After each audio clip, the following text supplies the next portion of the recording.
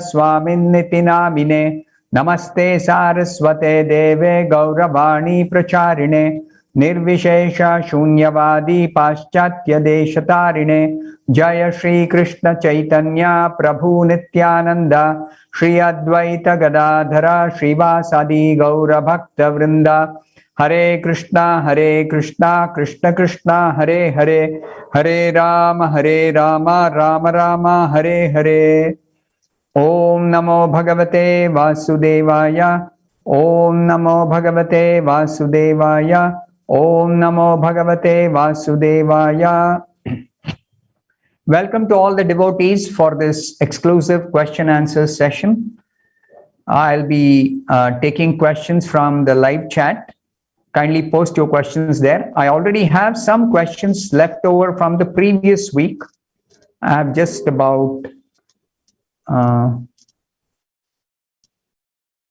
have 12 questions here. So you can post more questions on the live chat and I will try to answer them in the next 1 hour. Here's the first question. How is Sadashiva different from Lord Shiva? Is Sadashiva Supreme Personality of Godhead? As Prabhupada says, he is same as Mahavishnu. In the Chaitanya Charitamrita, it is explained who is Lord Shiva. It is said here, actually, Lord Shiva has got 11 expansions called Rudra expansions in the material world. And they have 11 names. Rudra is explained to be a partial expansion of the Supreme Personality of Godhead. So therefore, it is said here, Lord Shiva is simultaneously an expansion of Lord Vishnu, and he is also one of the living entities in his capacity as annihilator of the whole material creation. So Shiva has got many different functions. He's got multiple functions. So it is explained here that as an expansion of Lord Shiva, he is transcendental to the material qualities.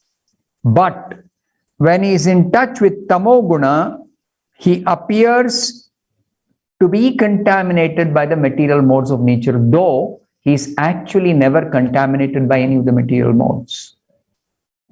So as destroyer, he has to come in touch with Tamoguna as destroyer of this entire creation. So that is when he appears to be contaminated by the material modes. And in the 10th canto of the Bhagavatam, it is stated that Lord Rudra is always associated with material nature when material nature is in a neutral, unmanifested stage. What is neutral, unmanifested stage? After entire universes are destroyed, then there is a time period when there is inactivity. There is no material activity. So that is when material nature is in inactive state or unmanifested state. But when the modes of material nature are agitated, when the creation begins after a gap, then Shiva associates with material nature from a distance, not directly in contact with material nature. So therefore, in the Brahma Samhita, the relationship between Vishnu and Lord Shiva is compared to that between milk and yogurt. Yogurt means curd, dahi. Milk is converted into yogurt by certain additives. Although milk and yogurt have the same ingredients, they have different functions. Similarly, Lord Shiva is an expansion of Lord Vishnu, yet because of his taking part in the annihilation of the cosmic manifestation, he is considered to be changed like milk converted to yogurt. So, the annihilator Rudra is born from Sankarshana and the ultimate fire to burn the whole creation. So, there is a description of Sadashiva in one of the Vaikuntha planets. This Sadashiva in the Vaikuntha planets is a direct expansion of Lord Krishna's form for pastimes. It is actually a transcendental form, personality of God.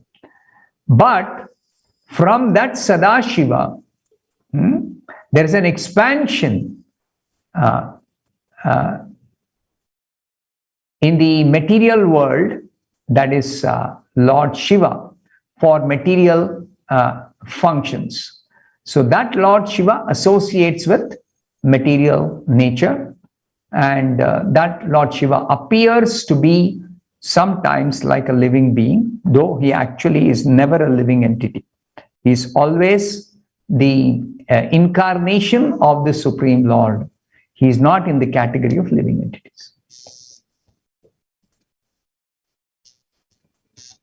Next question. Prabhupada in a purport said that Chanakya Pandit said that when a devotee deals with a cheater, should also act like one. Please explain the statement. Chanakya Pandit has given some morals for our dealings in the material world. Material world is a difficult place because there are so many people with different intentions. Not everybody is honest, not everybody is straightforward, not everybody can be trusted. Therefore, Chanakya Pandit has given some instructions, moral instructions. It's called Chanakya Niti. So you have to deal with people in an intelligent way. And this intelligence is by following such books of morality, which combines some practical tips for dealing with people who are not straightforward with you. Otherwise, in devotional service, we don't have to worry about all these rules of morality, because devotional service teaches us the highest morality of following the principles of bhakti, which includes all morality. So for a devotee who is engaged in devotional service and following the principles of sadhana bhakti, there is no need to separately consider what are the moral instructions and what are the practical instructions to deal with people. Next question. How can a pure devotee enjoy spiritual pleasures when they cannot let their minds even for a moment wander away from service? See, when it comes to a pure devotee always constantly engaged in devotional service, it is because they are able to directly relish the service itself. The service itself is so very pleasing. Devotional service is not like ordinary service we render to somebody in this material world. In the material world, always any activity is contaminated by the three gunas. And that is why we are not able to relish any spiritual pleasure by material activity. Even if we do something that is very much to our liking, even if there is some sense enjoyment available by interaction with the senses with the sense objects, still it is not at all giving us any spiritual pleasure.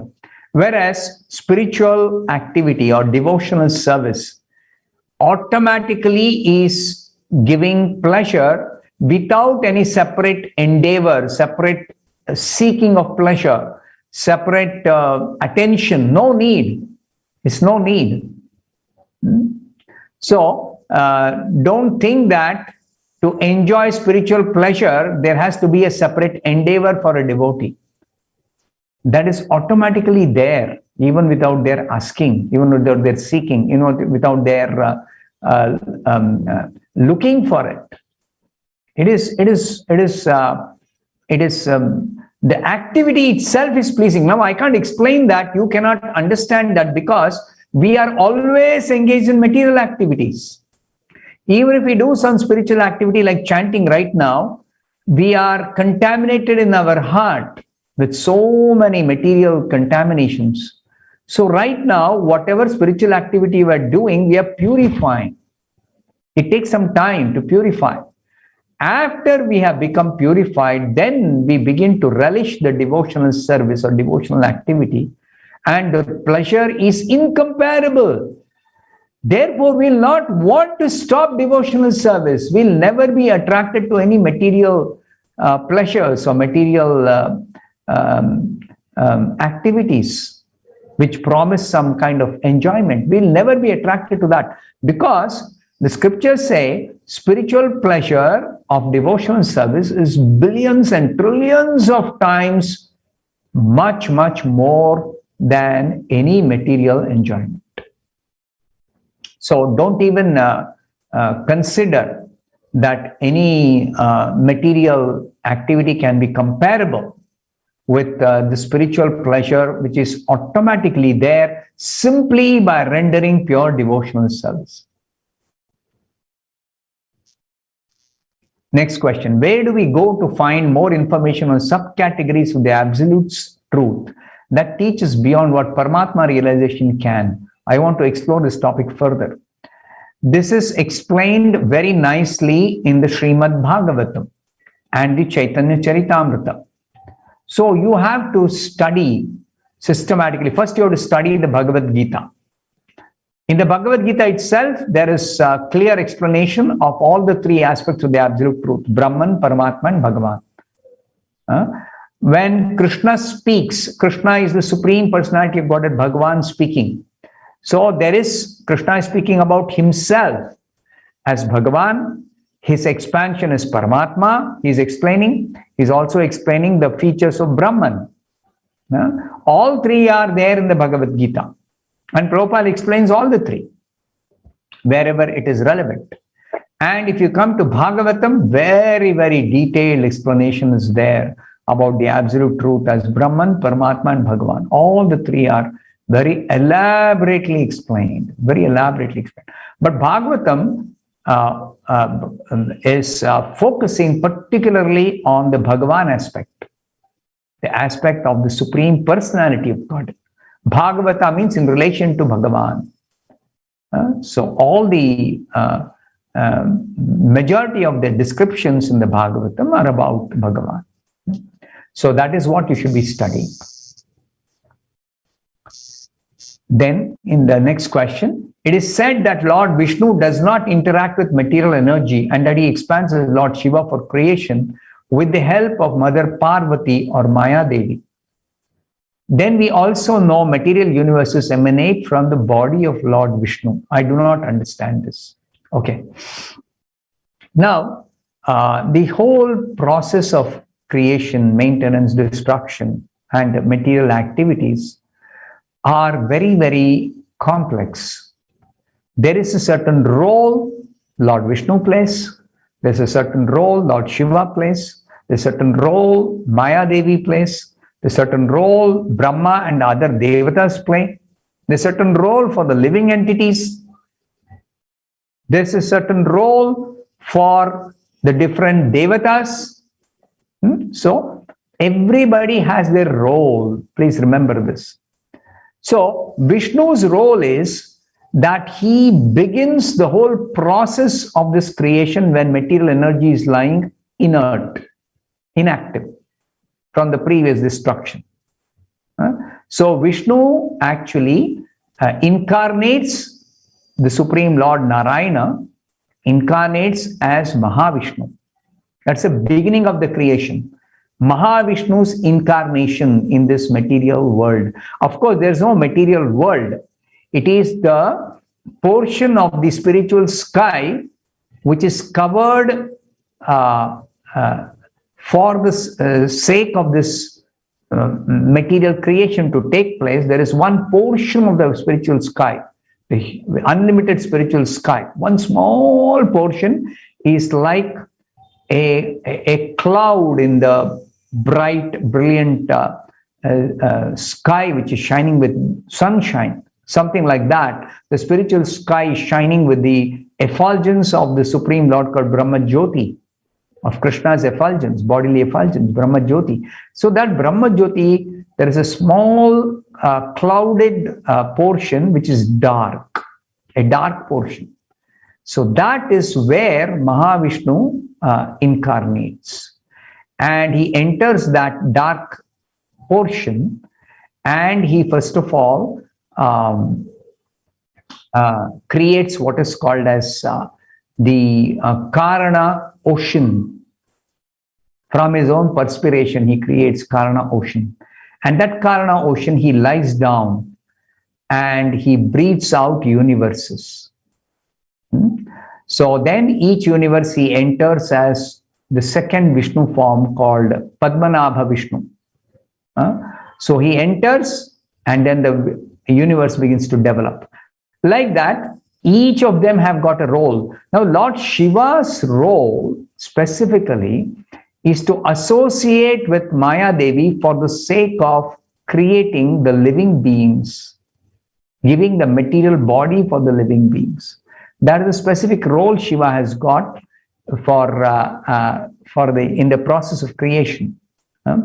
So Shiva actually, even though it is said Brahma is the creator, Brahma creates the Prajapatis, but the bodies are given by Maya with in association with Shiva.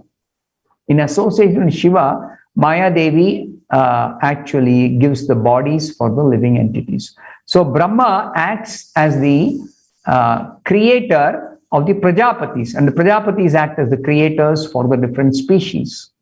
And then creation proceeds like that.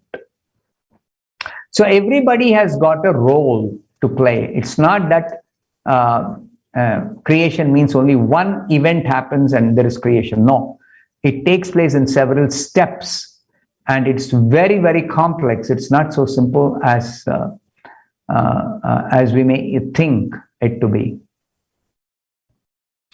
Next question. Krishna says in Gita, I am supreme. We sometimes see Devatas saying, I am supreme in some parts of the Vedas. How to understand this? Now, there are Devatas who have got certain jurisdiction in which they are the topmost among the living beings in that particular jurisdiction. For example, if we consider the Earth planet, all the living beings on the Earth planet, they are having different levels of control over them. But everyone is subservient or subordinate to the predominating deity of this Earth planet, Bhumi Devi. If Bhumi Devi does not supply whatever she is supplying us, like how do we get food grains? Because of the supply by Bhumi Devi.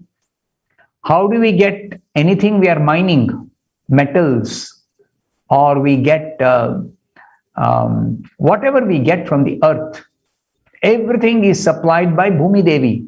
So, however powerful anybody might be, any human being might be in this Earth planet, they are ultimately dependent on the supplies by Bhumi Devi, and Bhumi Devi controls.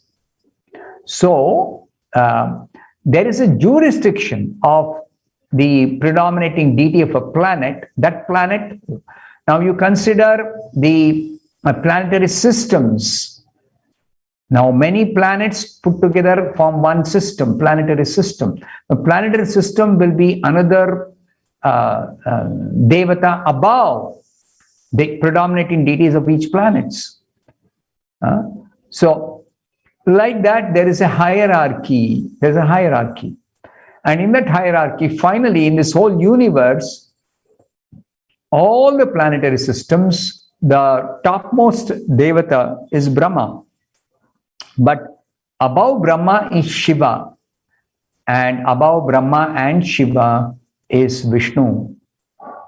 And Vishnu is the Supreme Personality of Godhead, Krishna himself in another form. So therefore, when we say Krishna is supreme, Krishna is the controller above all controllers, who has no other controller above him. It's very simple to understand that everyone is a tiny or some kind of controller, Ishvara, But all Ishwaras have got above them one Ishvara, except Krishna. So Krishna is described as Ishvaraha Paramaha Krishnaha. Anadihi. He has no origin. He is the supreme controller. Above him there is no controller. Whereas everybody below Krishna, everyone other than Krishna has got a controller above them, even though they may be controllers. They've got a controller above them. So in this way, you can understand Krishna is the supreme, ultimate controller. Nobody above him. Then, next question. Can we have Chaunaprash on the days of Ekadashi and other fasting days? Now, this fasting days, the regulation for fasting is that you should fast to the extent your health permits. Now, fasting doesn't mean that we do it at the risk of spoiling our health. So if you have to take some medicine, which is absolutely essential to be taken every day, then even on fasting days, you can take the medicine. But if it is not a medicine, just like Chaunaprash, somebody may take as a tonic, general tonic. So one day on Ekadashi, if they don't take, it's not going to upset their health. In such days, in such cases, you can avoid taking Chaunaprash on Ekadashi. But if it is required for curing some particular ailment, or it is absolutely essential, otherwise your whole system, your health system will get upset, body system will get upset, then you take Chaunaprash. That is the consideration for taking any medicine, not only Chaunaprash, any medicine. Next question. In the discourse of Srimad Bhagavatam 1.858, you mentioned that Yudhishthira was feeling guilty of killing many boys and women in the war. How is this possible, as in Dharma Yuddha only men participate? Please clarify. Now, the explanation is given by Prabhupada himself in that, I'll open that this thing, that how this happens. Of course, in a Dharma Yuddha, the principles are followed in fighting, that only Kshatriyas fight on a battlefield. There is no attacking the civilians. Nobody will attack civilians. But in spite of that, Prabhupada explains that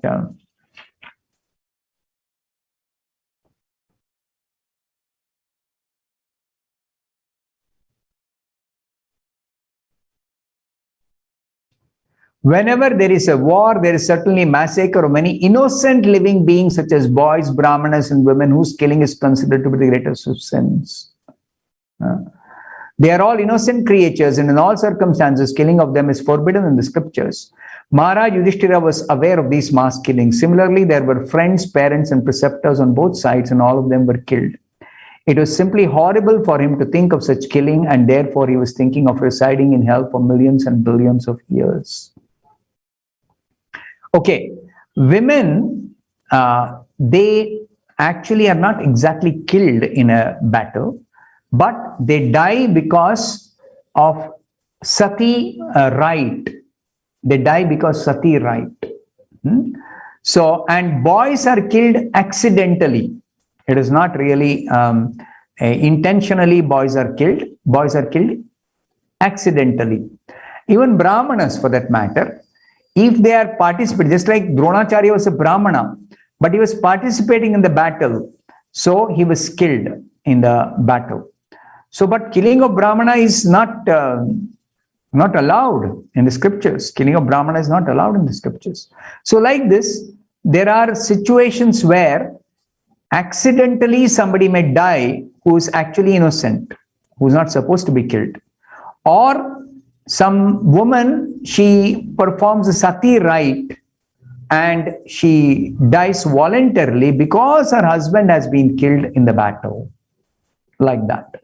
So in this way, there is certainly, when there is a war, there are so many people who are killed in the battle itself, directly fighting, and then some accidental deaths and some incidental deaths and some like that. So on the whole, war is certainly undesirable, and it is never. That's why it is said in the Mahabharata, Yudhishthira Maharaj tried to avert this battle by trying for peace negotiation with the Kauravas before the battle was actually fought.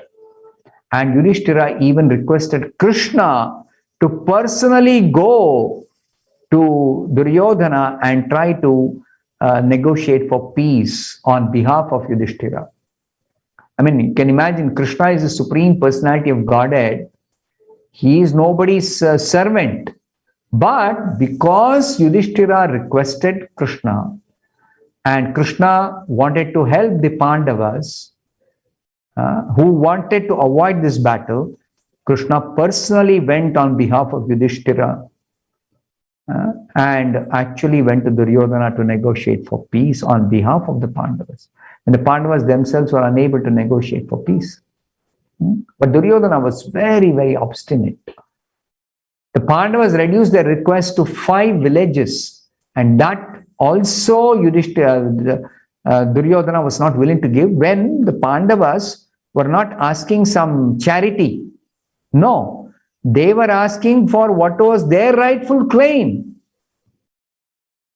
The throne of Hastinapura belonged to the Pandavas. It didn't belong to Duryodhana. It didn't belong to Dhritarashtra. Dhritarashtra was a caretaker king. And when Yudhishthira came of age, Dhritarashtra should have vacated the throne. He did not. He remained. And his son Duryodhana was ruling. And it was totally unjust. So, like this, the battle was, the Pandavas knew that in the battle so much killing will happen. Huge killing will happen. So that's why they tried to avoid this battle in so many ways. They tried for peace, negotiation. It just did not work out with Duryodhana. It was impossible to avert this battle. And therefore, the battle had to be fought. And after that, it was such a massacre. Because the whole world got divided. The throne of the Hastinapura is the seat of the emperor of the entire earth planet. That is a position. There are kings at different levels, but the king ruling from Hastinapura is the emperor of the world, and therefore it was a world war. So that world war, obviously, you can expect huge number of people to participate, and so much of deaths will happen. The Kshatriyas itself. And apart from that, some accidental deaths and some innocent people accidentally die, or some women commit, they have to, they voluntarily embrace the death because of their husband dying in the battle, etc. Like that. Next question. We say that Krishna is our common father, hence we souls are brothers to each other. And how can we marry each other in the material world? How is marriage possible if we are brothers? So this understanding of Krishna being the common father is from the spiritual perspective. Krishna is our spiritual father. So spiritual father means we have to understand spiritually we are all related as brothers. Actually, the soul doesn't have a gender in terms of the material body. The soul doesn't have gender. Okay? In the material world, we say somebody is man, somebody is woman, somebody is animal. Soul is neither man nor animal nor woman nor whatever. You see? So this, when we speak of marriage, it is a necessity in the material world to actually live like a human being and still practice spiritual life in a regulated way. It's part of the Varnashrama system. In Varnashrama system, there is 4 ashramas for spiritual practice: Brahmacharya, Grihastha, Vanaprastha, Sannyas. So this marriage is as regards the material body and the position in the material world according to the material body we have got. And we have to utilize this human form of body for the sake of spiritual advancement and ultimate self-realization. So that's why it is recommended. But otherwise, if we understand we are spirit soul and Krishna is our supreme father, spiritual father, then we should obey Krishna, we should come under his protection, and we should prepare ourselves to go back to Krishna in the spiritual world, not in the material world. We are not meant to settle down here. We are meant to go to the spiritual world where we belong. And Krishna's personal abode, that's where we belong. And Krishna is waiting for us to go there. In our spiritual body, not material body. So don't confuse the spiritual form with the material form. Next question. Sense gratification brings down enthusiasm, but somehow we get entrapped. But how to get back on track again with full enthusiasm? Now, sense gratification, which is absolutely essential, sense activities which are absolutely essential, just like eating. Eating is absolutely essential. Now, eating can be done, it is a sense activity.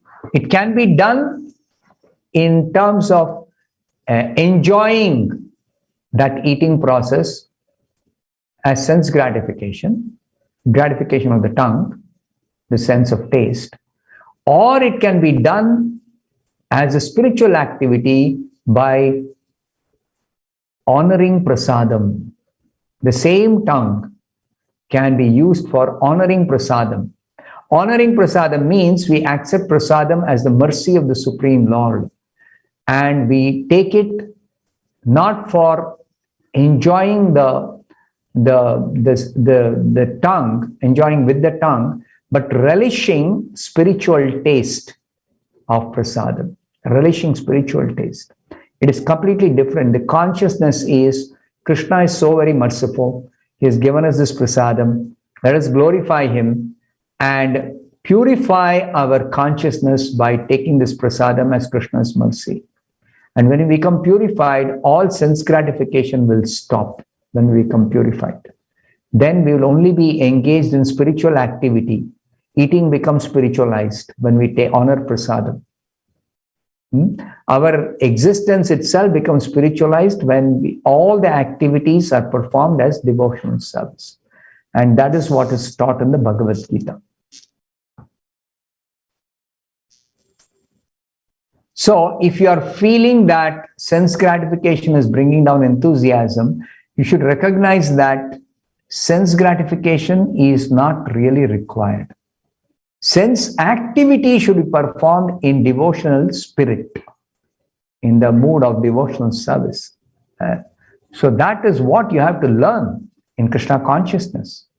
How to do every activity, just like somebody is working. Eating, I gave you an example.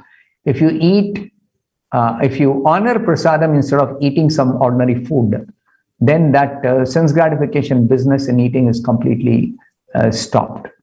Similarly, somebody is working to earn some money to maintain their family. Now, whatever work they do, if it is not a sinful activity, if they somehow do some work by which they get some money and a portion of that money they give it to Krishna for devotional service, Krishna's mission, this preaching mission of Krishna consciousness, then their work becomes sanctified. There is no reaction to the work they are doing. There's no reaction. So no matter what type of work they may do, as long as it is not sinful activity.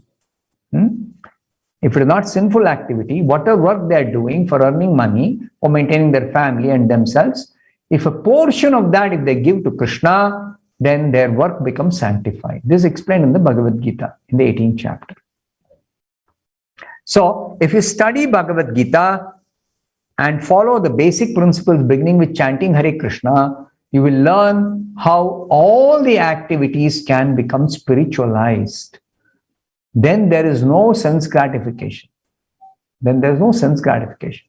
Which will not bring down your enthusiasm. Now, if the enthusiasm is, sometimes you feel enthusiasm is not sufficiently there for you to do devotional service, you loudly chant Hare Krishna and pray to Krishna. And he will restore your enthusiasm immediately, simply by loudly chanting Hare Krishna. Next question. Depending on the mentality at the time of death, the soul is elevated to a higher planet or demoted to a lower planet, or can take rebirth on the same planet. If this is true, then who goes to Pitruloka? Pitruloka is a higher planet than the Earth planet. And Pitruloka, those who are eligible to go are those who have done their duties towards their forefathers. Just like a son is supposed to offer Shraddha to his mother and father. So,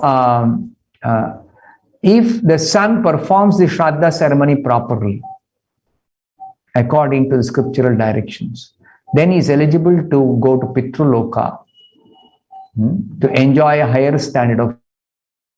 It's above the Earth planet in the hierarchy, but it is below the heavenly planets.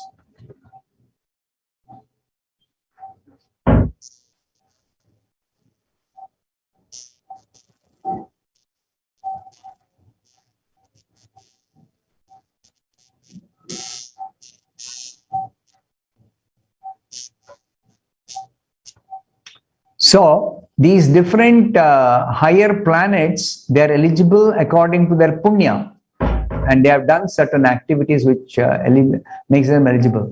But for devotees, it's not important whether we are going to Pitruloka or heavenly planet. We are interested in Krishna consciousness. Wherever we take birth, Krishna will ensure that we continue our devotional service, and we are interested in ultimately going back to Godhead after we perfect our devotional service. Till then, we are given opportunity to continue our devotional service to completely purify ourselves. That's the outlook of the devotees of Krishna. Next question. Why are Lord Gauranga and his associate called Panchatattva? Panchatattva means 5 personalities who are different aspects of the absolute truth called Chaitanya Mahaprabhu. Chaitanya Mahaprabhu is the supreme absolute truth, Krishna himself, in the form of a devotee. Now, as a devotee, he is known as Chaitanya, or Lord Chaitanya Mahaprabhu, or Lord Gauranga. Now, he has his associates who always accompany him in his preaching activity. He's got many associates. Out of them, 4 are the principal associates, the supreme, the Lord Gauranga himself, Nityananda, Advaita Acharya, Gadadhara Pandit, and Srivas Thakur. 5 of them are called Panchatattva. Now they have got very specific position in the Panchatattva. As Panchatattva, they got very specific positions. Panchatattvatmakam Krishnam Bhakta Rupa Swarupakam Bhaktavataram Bhaktakyam Namami Bhakta Shaktikam. There is a words like this in the Chaitanya Charitamrita that explains the specific position of each of the members of the Panchatattva. Chaitanya Mahaprabhu is the Supreme Lord who has appeared as a devotee. Krishna himself appeared as a devotee, the original personality of Godhead, Krishna. Then Nityananda is Balaram. He is called Swarupa, Bhakta Swarupa. Swarupa means the expansion of the Supreme Lord who has appeared as a devotee. The expansion of the Supreme Lord Krishna is Balaram, the first expansion. And Balaram appears as a devotee in the form of Nityananda. Balaram is appearing as Nityananda. The second member of the Panchatattva. The first and the principal member of the Panchatattva is Chaitanya, who is Krishna himself. So Nityananda, second member, is called Bhakta Swarupa. And he is Balaram himself appearing as a devotee in this Panchatattva. Then Bhakta Rupa Swarupakam Bhaktavataram. Then incarnation of a devotee. The Supreme Lord incarnates as Mahavishnu. Krishna incarnates as Mahavishnu in this material world for the sake of creation of the material world. So that Mahavishnu appears as a devotee called Advaita Acharya. He is the third member of the Panchatattva, Advaita Acharya. Then Bhaktavataram, Bhaktakyam, known as a devotee. Krishna has got his pure devotee called Narad Muni, who participates in Krishna Leela always. He is an eternal associate of Krishna in his different pastimes, even in his different incarnations. So, when Krishna incarnates as a devotee as Chaitanya, Narad Muni incarnates as Srivas Thakur.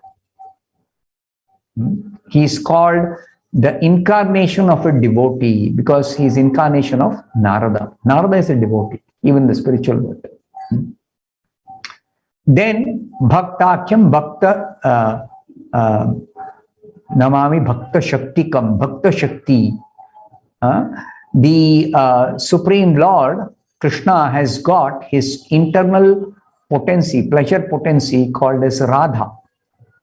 So Radharani incarnates as Gadadhar Pandit. So Gadadhar Pandit is the incarnation of a devotee who is incarnation of the Shakti Tattva from the spiritual world. So like this, these Panchatattva's are described in the Chaitanya Charitamrita. Next question. Why are the devotees in ISKCON addressed as Prabhu while the founder Acharya of ISKCON is called Prabhupada? Prabhu means when I address another devotee as Prabhu, I am addressing as Prabhu means my master.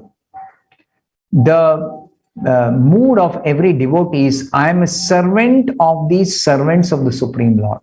I am a servant of the other devotees of the Supreme Lord. Nobody wants to be directly a servant of Krishna. Everyone wants to be a servant of the servant of the servant of the servant of Krishna. More the servant of the servant, more surrendered and more humble a devotee is. So therefore, we always address other devotees as Prabhu. Prabhupada means one who is the master of all Prabhus, leader of all, not master, one is leader of all Prabhus, all the devotees, leader of all the devotees. Or another meaning of Prabhupada is, Prabhupada is Acharya, so he is the leader of all the devotees. He is leading all the devotees in devotional service. So Prabhupada, the title. Prabhupada also means one who is in the position of the Supreme Lord to guide the devotees in devotional service as the spiritual master of all the devotees. Spiritual guide as a spiritual master. He is a spiritual guide. So as the spiritual master of all the devotees, he is called Prabhupada. One who is in the position of Prabhu. Prabhu means the Supreme Lord here. Prabhupada, one who is in the position of the Supreme Lord for teaching devotional service. So he accepts worship on behalf of the Supreme Lord. He takes responsibility for guiding the devotees to take them back home, back to Godhead, to Krishna. He brings down Krishna's teachings in the pure form while appearing in the Parampara system. coming from Krishna directly. Like that, in so many ways, we can understand how Prabhupada is actually the leader of all the devotees. He's in the position of the Supreme Lord to accept service, to guide the devotees, to take them back to Godhead. In Ayurveda, some combination of fruits like sweet ones and sour ones isn't advised, as they are said with Viruddhahara. But in Abhisheka done, in ISKCON, all types of fruit juices are mixed, are used. Please clarify. Now, Ayurveda is meant for guiding somebody who is not able to maintain their health by taking normal food. So for them, there is some difficulty if they take some kind of particular combination of two kinds of foods, or they take some kind of food which is not agreeable to their system. So that's why Ayurveda guides if somebody is not able to digest by eating normal food. Then the Ayurvedic doctor will examine what is the cause for the indigestion. Then the Ayurvedic doctor will try to diagnose specific cause. And one of the causes could be that the sweet and sour combination doesn't agree with the system of a particular person. See, everybody's body system is different. It is not identical in every respect. 100% identical is not possible. There are varieties of bodily systems. So accordingly, different people have different requirements, what they have to eat or what they can digest. A healthy person generally is able to digest normal food without worrying about Viruddha Ahara, all that. But this Viruddha Ahara is to be considered when somebody is having difficulty in digesting some particular types of foods. So that's not got anything to do with the offering we made to the Supreme Lord. For example, when we offer to the Supreme Lord, we offer 56 items on certain days. Now, nobody can eat 56 items and digest that. Now, Krishna doesn't have any problem for digesting like that because he does not eat like the way we eat. By the way, when Krishna we offer, he does not eat like we eat. He accepts only the bhakti. That's why he says in Bhagavad Gita, Patram pushpam phalam toyam yome bhaktya prayachati tadaham bhakti upahritam ashnami. Says, I eat, but his eating is different. He accepts the devotion. Therefore, even if you offer a leaf or just one flower or just a little water, now what is there in water to be eaten? There is nothing in water to be eaten like that. Then why does Krishna say Ashnami? He is accepting the devotion with which you are offering. Any devotee offers. Krishna wants your devotion. Devotion means love. Krishna wants your love. That's all Krishna wants. So the medium of expressing our love for Krishna, one of the medium is the food we offer. The food we offer for him. That is the medium. So through a fruit juice or through some edible item we cooked item, or through the flower or through the water or through the arati, we are offering our bhakti or our love to Krishna. And that's what Krishna wants.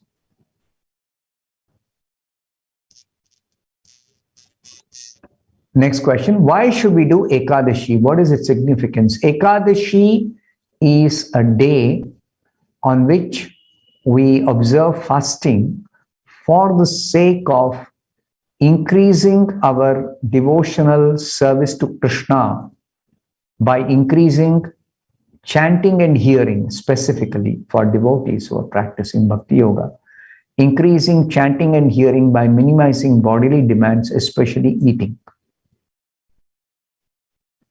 By observing Ekadashi, that means the Ekadashi, there are rules what we should do. One of the things we are supposed to do on Ekadashi is to avoid eating grains. By avoiding eating grains, our demand of the body is reduced. Our eating is simplified.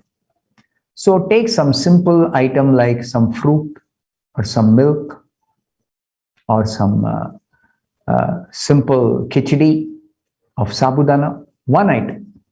Simple food, little. For those who cannot do total fasting. So those who can fast completely, it is the best. No eating, no drinking. So you save lot of time.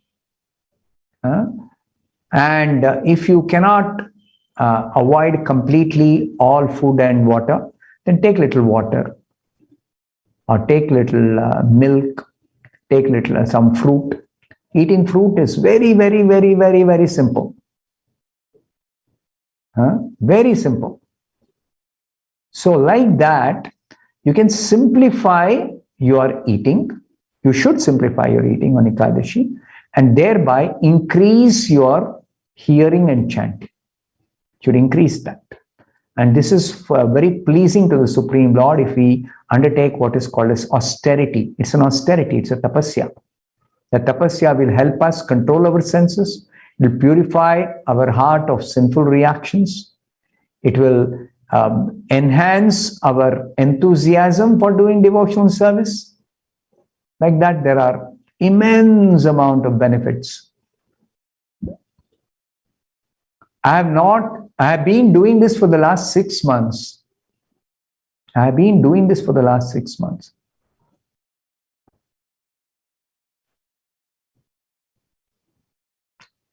If you mean that you're not observing Ekadashi for the last 6 months, there is no negative thing if you don't follow a certain aspect of bhakti. It's just that you're missing out the opportunity for accelerating your progress. In bhakti, Krishna is not telling you should do this. If you don't do this, you'll be punished. Or it will be some sinful reaction. No. In bhakti, there is no sinful reaction for not doing bhakti. Please understand this point. Bhakti is not in the realm of punya karma and papa karma. Bhakti is above punya and papa. So, if somebody is, let's say, every day is chanting, one day if the person doesn't chant, there is no sin if one does not chant. There's no sin. But you are losing the opportunity for progressing in Krishna consciousness. And if you neglect for a long time, then there's a possibility you will stop doing devotional service and you become once again entangled in material existence. So don't neglect devotional service for your own good. And you try to steadily do devotional service so that you'll make very rapid progress. And rapid progress means before even death comes, you can be pure devotee. You can experience spiritual world right here in your own present situation. You can experience spiritual world. You can come face to face with Krishna and talk to him. Okay? So that is what is the result of doing devotional service and perfecting it as soon as possible. That's what should be our outlook. What are the pre-death rituals to be performed for a person who wishes to pass away from his home? To what extent can these rituals be performed in a hospital? Actually, there's nothing like pre-death rituals other than the scriptures telling that if a person knows he or she has done a particular type of sinful activity, either accidentally or inadvertently or whatever, then they can do what is called as prayaschitta. They can atone for that before death comes, so that they don't have to suffer in the future, in his or her next life, or can avoid being taken to Yamaloka by Yamadutas after death. So that is what you may say as a pre-death ritual, atoning for the sins committed, certain category of sins. But the best thing to do is to perform devotional service. That takes care of all pre-death rituals, all atonement, all types of sinful reactions can be nullified, whether sin is performed knowingly, unknowingly, intentionally, unintentionally, whichever way. Simply do devotional service, particularly chanting Hare Krishna mantra. Then all the rituals are taken care of. That's the best preparation for death itself, chanting Hare Krishna. Next question. Is Buddha, Lord Buddha, a Leela avatar of Krishna? No, Lord Buddha is not a Leela avatar. Lord Buddha came for the sake of stopping animal killing in the name of sacrifices. So he appears for the sake of correcting the human society, which is gone off track, completely off track. So he comes in different times, in different Kali Yugas, like it is described in the Bhagavatam. In a previous Kali Yuga, there were demons who were misusing the yogic siddhi, and they were bewildering so many innocent people and tricking them and cheating them. So Buddha came and he tricked all those demons and actually trapped them in their own business of trying to cheat others. He cheated them. So like that, even Buddha in the present time, who appeared about 2,500 years back, he cheated the atheists by denying the Vedas and making them follow him, who is the Supreme Lord. See, by denying the Vedas, he attracted the atheists who are against the Vedas. But the followers of Buddha, who were formerly atheists, they became devotees, because Buddha is incarnation of Lord Vishnu or Lord Krishna. So Krishna, in the form of Buddha, tricked the non-devotees to save them from going to hell. That is the mercy of the Supreme Lord in his form as Buddha. Why in the Manusmriti it is written, Na swatantram arhati striya.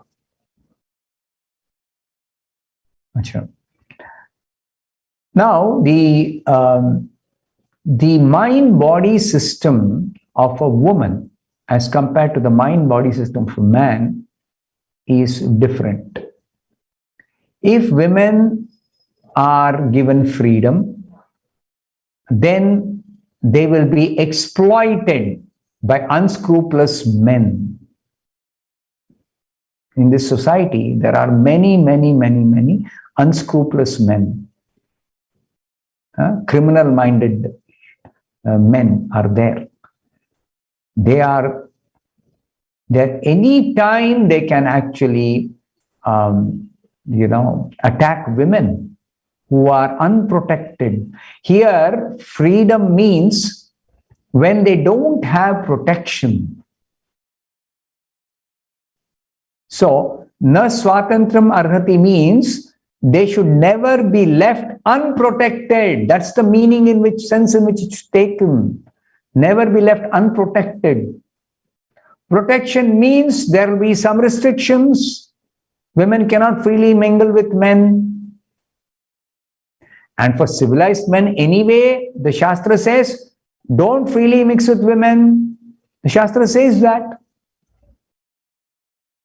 So, this free mixing of men and women is very, very, very, very dangerous. Dangerous, especially for women. Women become cheated. Women become polluted. Women become completely exploited. And that's what is happening in the Western countries. And now unfortunately, it's coming in India also. This free mixing of men and women. So it is for protection. It is for protecting. And unless women are chaste, there'll be no good progeny. What kind of children? You have heard the term bastard used in English. It means a woman who has given birth to a child through a combination with a man who's not her properly married husband. Now, such children in Sanskrit are called Varna Sankara. They are unwanted children. So they don't have proper protection. They don't have proper guidance. There is no proper home. There is no father who is a responsible person to take care of the child. So all these problems are there. That's why Manusmriti is writing like that. Okay, so I'll stop here. I'll take the balance. I'll answer the balance questions in the next this thing.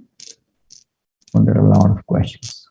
Anyway, next time I will answer. So thank you very much. Hare Krishna.